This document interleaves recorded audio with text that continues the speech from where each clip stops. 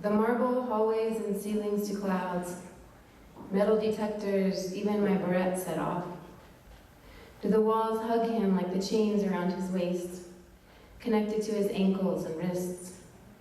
The sleeves of the white t-shirt end at his elbows, and the tattoos sneak out as dreams written in pictures and symbols, all that exists inside a man. He talks not with the reverence the building demands, with its high hat and slicked down hair, but with butterfly hands, quick smiles, eyes that tell stories of love and fear. And is it hate, or is it survival that brought him here? You are here to fight for my life, he says, through the screen partition.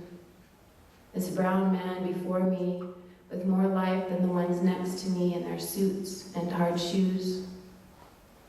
I once asked, why represent people who face the death penalty? I was told of the statistics, punishments of death for those that are brown, black, poor, rather than those having done outrageous crimes. The government should not be able to take a life, regardless of what that person has done. I hope I would not be judged by the worst thing I have done, nor the best thing. Those things, the worst and the best, well, who I am is somewhere in the middle. It is the same with all of us.